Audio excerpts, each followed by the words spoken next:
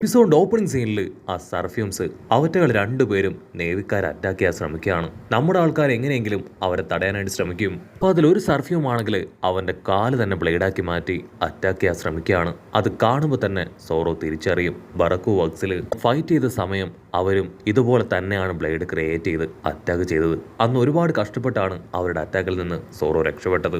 വീണ്ടും അതുപോലൊരു അറ്റാക്ക് അതെനിക്ക് ഫേസ് ചെയ്യാൻ കഴിയുമെന്ന് പോലും ഒരു സെക്കൻഡ് സോറോ ചിന്തിക്കും. അടുത്ത നിമിഷം അവറ്റകളാണെങ്കിൽ കൈ ബ്ലേഡാക്കി മാറ്റി ഇപ്പൊ അവർക്ക് നേരെ പാഞ്ഞടുക്കുകയാണ്. സോറോയും ലൂഫിയും ഈ ശബ്ദം ഉണ്ടാക്കി ആ നേവി ഓഫീസേഴ്സിനെ സേവ് ചെയ്ത് ഓരോ ഭാഗത്തേക്ക് കൊണ്ടുപോയിക്കൊണ്ടേയിരിക്കും. അവരാണെങ്കിൽ തെറിച്ചു പോയി ഓരോ സ്ഥലത്ത് ഇടിക്കുമ്പോൾ അവർ ദേഷ്യപ്പെട്ട് റോയെ ചീത്ത വിളിക്കുകയാണ്. കക്കു ആണെങ്കിൽ ദേഷ്യപ്പെട്ട് പറയും, ദയവ് ചെയ്ത് ഇപ്പോഴെങ്കിലും ഞങ്ങൾ പറയുന്നത് മനസ്സിലാക്ക്, ഞങ്ങൾ ഒരിക്കലും നിങ്ങളെ ചീറ്റ് ചെയ്യില്ല. അവറ്റകളുടെ ലക്ഷ്യം ഞങ്ങളാണ്, ഞങ്ങളെ അഴിച്ചു വിടുകയാണെങ്കിൽ ഞങ്ങൾക്ക് ഞങ്ങളെ സേവ് ചെയ്യാനെങ്കിലും കഴിയും. സോറോ ആണെങ്കിൽ അവനോട് ദേഷ്യപ്പെടുകയാണ്. അങ്ങനെ രണ്ടുപേരും 150 പറഞ്ഞ് 100 പറഞ്ഞ് പൊരിഞ്ഞ് തർക്കം. ലൂഫിക്കാണെങ്കിൽ അത് കണ്ട് അവന്റെ ചിരി അടക്കാൻ കഴിയില്ല. നിങ്ങൾക്കിടയിൽ നല്ലൊരു ബോണ്ട് ക്രിയേറ്റ് ആയല്ലേ എന്ന് ചോദിച്ച് ലൂഫി ആണെങ്കിൽ ഇപ്പോ സോറോയെയും ആ നേവിക്കാരനെയും കളിയാക്കും. ഇവിടെ ഷക്കയാണെങ്കിൽ ഇപ്പോ ആ നേവിക്കാരോട് ചോദിക്കും, സത്യത്തിൽ നിങ്ങളുടെ മിഷൻ അതെന്തായിരുന്നു? അതിന് ആണെങ്കിൽ വിളിച്ചു പറയും, നീ അടക്കം നിങ്ങൾ 7 വേഗോപങ്സിനെ ഇല്ലാതാക്കുക എന്നതാണ് ഞങ്ങളുടെ പ്രധാന ലക്ഷ്യം.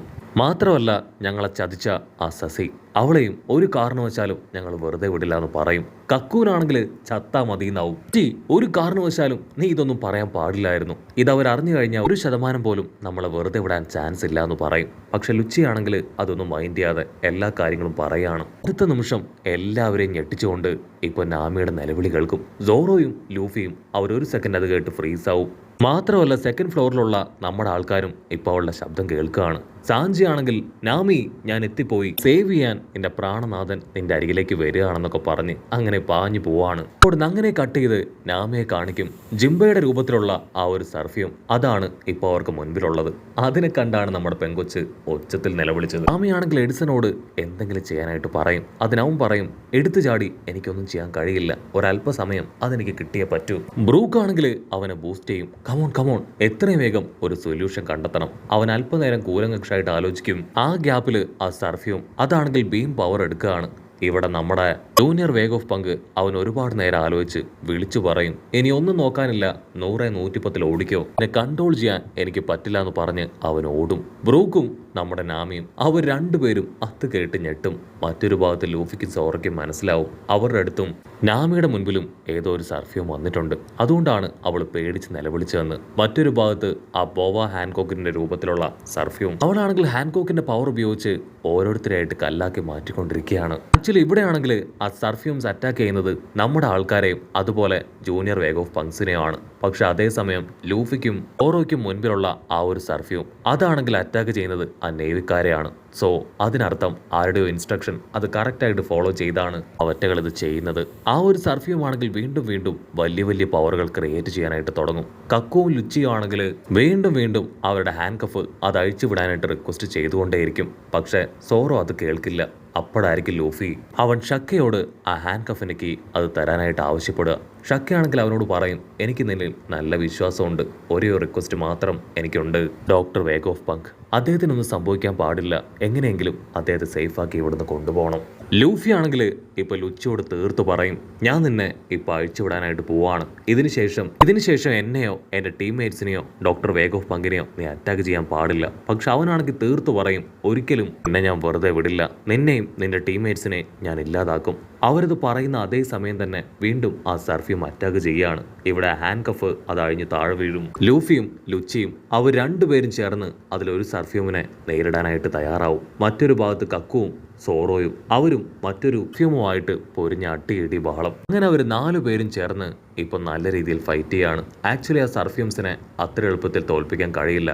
ബ്ലാക്ക് ബിയർഡിനെ പോലും തട്ടി ഓടിച്ചതാണ് ആ സർഫ്യൂംസ്. അവിടുന്ന് അങ്ങനെ സീൻ കട്ട് ചെയ്ത ന്യൂ വേൾഡിൽ അടിപൊളി ഒരു ഐലാൻഡ് കാണിക്കും. അവിടേക്ക് ഇപ്പോൾ ഒരു പൈററ്റ് കപ്പൽ വന്ന് എത്തിയിരിക്കുകയാണ്. പൈററ്റ് കപ്പലിലുള്ള പൈററ്റ്സ് എല്ലാവരും അടുത്തുള്ള ഒരു ബാറിൽ ഡ്രിങ്ക്സ് ഒക്കെ അടിച്ച് ഫുഡൊക്കെ കഴിച്ച് റിലാക്സ് ചെയ്യാണ്. അപ്പോഴായിരിക്കും ഒരു പയ്യൻ അവൻ അവിടേക്ക് വന്ന പൈററ്റ്സിനോട് റിക്വസ്റ്റ് ചെയ്യും, ദയവ് ചെയ്ത് നിങ്ങളോടൊപ്പം എന്നെയും കൂട്ടണം, എൻ്റെ വലിയൊരു ആഗ്രഹമാണ് പൈററ്റായി മാറുക എന്നത്. ഇംപ്രസ് ചെയ്യാൻ ഞാൻ എന്ത് വേണമെങ്കിലും ചെയ്യാൻ തയ്യാറാണെന്ന് പറഞ്ഞ് ലൂഫി ചെറുപ്പത്തിൽ എപ്രകാരം റിക്വസ്റ്റ് ചെയ്തോ, എപ്രകാരം പ്രവർത്തിച്ചോ, അതുപോലെ തന്നെ ഒരു ചെറിയ പയ്യൻ ഇപ്പൊ ഷാങ്ക്സിന്റെ എബിലിറ്റിയിലും ഒക്കെ അഡ്മയറായി അവനോട് റിക്വസ്റ്റ് ചെയ്യാണ്. ഷാങ്ക്സ് ആണെങ്കിൽ അതൊന്നും മൈൻഡ് ചെയ്യാതെ അങ്ങനെ ഹായ് ആയിട്ടിരിക്കും. അതിനാ പയ്യൻ ചോദിക്കും, നിങ്ങളെ ഇംപ്രസ് ചെയ്യാൻ എന്താ ചെയ്യണ്ടേ?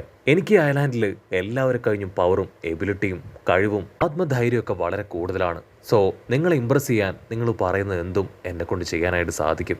എന്ത് വേണമെങ്കിലും നിങ്ങൾക്ക് ആവശ്യപ്പെടാം. ഷാങ്ക്സും ടീമും ഇപ്പോൾ ഉള്ളത് എൽബോ ഐലാൻഡിലാണ്. ആ ചെറിയ പയ്യൻ പറയുന്നത് കേട്ട് ഷാങ്ക്സിന്റെ അസിസ്റ്റൻസ് ആണെങ്കിൽ ഷാങ്ക്സിനോട് പറയും, നമ്മൾ ഒരിക്കലും ഇവന്റെ ഇമോഷൻസിനെ വില കുറച്ച് കാണാനായിട്ട് പാടില്ല. നാളെ ഇവനും ലൂഫിയെ പോലെ ആവില്ല എന്ന് ആര് കണ്ടു? സോ എപ്പോഴും നമ്മൾ എല്ലാവർക്കും റെസ്പെക്റ്റ് കൊടുത്ത് മാത്രമേ അവരോട് ബിഹേവ് ചെയ്യാൻ പാടുള്ളൂ. ഒരിക്കലും ഒരു ബുക്കിന്റെ പുറംചട്ട കണ്ട് അതിനെ ജഡ്ജ് ചെയ്യാനായിട്ട് പാടില്ല. ലൂഫിയുടെ ഇൻഫ്ലുവൻസ് അത് അവരുടെ ഉള്ളിൽ വലിയൊരു കോളിളക്കം തന്നെ സൃഷ്ടിച്ചിരിക്കുകയാണ്. പക്ഷെ ഷാങ്ക്സിന് മാത്രം അത്ര വലിയ കോളിളക്കം അവൻ്റെ ഉള്ളിൽ സൃഷ്ടിച്ചിട്ടില്ല. സോ അവൻ ക്യാഷ്വലായിട്ട് പയ്യനോട് പറയും, ഒരു കാരണവശാലും നിന്നെ ഞങ്ങളുടെ ടീമിൽ ചേർക്കാനായിട്ട് കഴിയില്ല. നീ ട്രെയിനിങ് എടുക്ക്, പ്രാക്ടീസ് ചെയ്യുന്നു പറഞ്ഞ് അവരെപ്പോഴത്തേതും പോലെ ഇഷ്ടം പോലെ ഫുഡൊക്കെ പറിച്ച് തിന്ന് ഡ്രിങ്ക്സ് ഒക്കെ അടിച്ച് അങ്ങനെ ഹായ് ആയിട്ട് അവിടെ റിലാക്സ് ചെയ്യും. അടുത്ത നിമിഷം ഷാങ്ക്സിന്റെ അസിസ്റ്റന്റ് അവൻ അവിടേക്ക് ഓടി വന്ന് ഷാങ്ക്സിനോട് പറയും, എത്രയും വേഗം അങ്ങ് ആ ഒരു പോർട്ടിന്റെ അരികിലേക്ക് വരണം. അവിടെ ഇപ്പൊ കാര്യങ്ങൾ അവിടെ കൈവിട്ട് പോയിക്കൊണ്ടിരിക്കുകയാണ്. ഷാങ്ക്സിനാണെങ്കിൽ അത് കേട്ട് ദേഷ്യം കൂടി വരും. ഓ നോ, നീ ഇത് കാണുന്നില്ലേ? ഇതെന്റെ റിലാക്സിങ് ടൈമാണ്. ഞാൻ ഫുഡും ഡ്രിങ്ക്സും ഒക്കെ കഴിച്ച് ഹായ് ആയിട്ടിരിക്കുന്ന സമയമാണ്. ഒരു കാരണവശാലും ഇപ്പൊ ഞാൻ എവിടേക്കും ഇല്ല. അതിന് അസിസ്റ്റന്റ് തീർത്തു പറയും, ഇതൊരു എമർജൻസി കേസാണ്. അതുകൊണ്ടാണ് അങ്ങയോട് ഈ കാര്യം പറയാനായിട്ട് ഞാൻ ഇവിടേക്ക് വന്നത്. ആ യൂസ്റ്റസ് കിഡ് അവൻ വീണ്ടും ഇവിടേക്ക് വന്ന് വാറിന് തയ്യാറായിട്ട് നിൽക്കുകയാണ്. അങ്ങ് വന്നാൽ മാത്രമേ നമുക്ക് എന്തെങ്കിലും ചെയ്യാനായിട്ട് പറ്റൂ.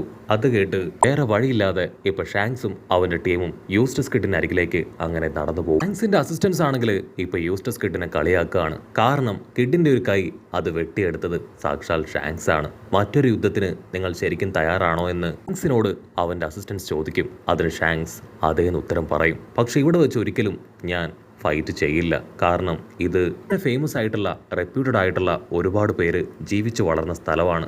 ഈ ഒരു ഐലാൻഡിന് എൻ്റെ യുദ്ധം കൊണ്ട് യാതൊരു തകർച്ചയും ഉണ്ടാവാൻ പാടില്ല. അത് കേട്ട് അസിസ്റ്റൻസിന് എല്ലാവർക്കും ഭയങ്കര സന്തോഷം. ഒരുപാട് കാലങ്ങൾക്ക് ശേഷമാണ് ഇപ്പോൾ അവർ യുദ്ധം ചെയ്യാനായിട്ട് തയ്യാറാവുന്നത്. ഷാങ്ക്സിനോട് റിക്വസ്റ്റ് ചെയ്തിരുന്ന ആ ഒരു പയ്യനും ഭയങ്കര സന്തോഷം. അവനും ഹാപ്പി ആയിട്ട് തുള്ളിച്ചാടും. ഷാങ്ക്സും ടീമും ആണെങ്കിൽ ഇപ്പൊ പതിയെ പുറത്തേക്ക് നടന്നു വരും. അപ്പോഴായിരിക്കും ലിറ്റിൽ ഗാർഡനിൽ വെച്ച് ഫൈറ്റ് ചെയ്തുകൊണ്ടിരുന്ന ഡ്രോഗിയും ബ്രോഗും ആ രണ്ട് ജയൻസ് അവർ രണ്ടുപേരും ഇപ്പൊ ഷാങ്ക്സിന്റെ ടീമിന്റെ അരികിലേക്ക് വരിക. സത്യത്തിൽ ആ രണ്ട് ജയൻസും കരുതിയത് ഷാങ്ക്സ് മരണപ്പെട്ടു എന്നാണ്. പക്ഷേ ഷാങ്ക്സ് തിരികെ വന്നതറിഞ്ഞ് അവരിപ്പോൾ ഒരുപാട് ഹാപ്പിയാണ്. ഷാങ്ക്സ് ഈ പുതിയ യുദ്ധത്തിന് വേണ്ടി അവരുടെ സഹായം ചോദിക്കും. അവരാണെങ്കിൽ യാതൊരു മടിയും കൂടാതെ ഷാങ്ക്സിനെ സഹായിക്കാം എന്ന് ഏൽക്കുകയാണ്. സോ ഇപ്പോൾ ഷാങ്ക്സിനെ വാരിയേഴ്സും സപ്പോർട്ട് ചെയ്യാൻ തയ്യാറായി. സോ ഷാങ്ക്സിന്റെ ആ ഒരു പവറും അവൻ്റെ ടീംമേറ്റ്സിന്റെ സ്ട്രെങ്ത്തും എല്ലാം തന്നെ പഴയതിൽ നിന്നും 10 മടങ്ങായിട്ട് മാറിയിരിക്കുകയാണ്. ഷാങ്ക്സ് ആണെങ്കിൽ കപ്പലെടുത്ത് യൂസ്റ്റസ് കിഡിന്റെ കപ്പലിന്റെ അടുത്തേക്ക് വരും. അതിനുശേഷം അവനൊരു ഓഫർ കൊടുക്കുകയാണ്. നിനക്ക് യുദ്ധം ചെയ്യാൻ താല്പര്യമില്ല എങ്കിൽ ഇതിവിടെ അവസാനിപ്പിക്കണമെങ്കിൽ എൻ്റെ കയ്യിലുള്ള റോഡ് പോണോഗ്ലിഫിന്റെ കോപ്പീസ് അതെല്ലാം എനിക്ക് തന്ന് ഇവിടുന്ന് കടന്നു പോവാം. അതല്ല എങ്കിൽ യുദ്ധത്തിന് തയ്യാറാവാം. ഇവിടെ യൂസ്റ്റസ് കിഡ് ആണെങ്കിൽ വർഷങ്ങളായിട്ട് ഷാങ്ക്സുമായിട്ടൊരു ഫൈറ്റിന് തയ്യാറായിട്ട് നിൽക്കുകയാണ്. അതിനുവേണ്ടിയാണ് അവൻ വെയിറ്റ് ചെയ്തത്. സോ ഒരു കാരണവശാലും ഓരോ ഓഫർ സ്വീകരിച്ചും ഇതിൽ നിന്ന് അവൻ പിന്മാറില്ല. യൂസ്റ്റസ് കിഡ് ആണെങ്കിൽ അടിച്ചു പറയും, കഴിഞ്ഞ തവണ എനിക്ക് എൻ്റെ കൈ നഷ്ടപ്പെട്ടു. അതിന് പ്രതികാരമായിട്ട് ഇത്തവണ നിന്റെ ജീവനാണ് ഞാൻ എടുക്കാൻ പോകുന്നത്. ആക്ച്വലി നമ്മുടെ ഷാങ്ക്സ് അവൻ മോമിനെയും കൈഡോയും പോലെ അത്രയും പവറുള്ള ഒരാളാണ്. സോ അവരുടെ രണ്ടുപേരുടെയും ഫൈറ്റിൽ ആര് ജയിക്കുമെന്ന് നമുക്ക് അടുത്ത എപ്പിസോഡിൽ കാണാം. അങ്ങനെ അവിടെ വെച്ച് ഈ ഒരു എപ്പിസോഡും അവസാനിക്കുന്നു.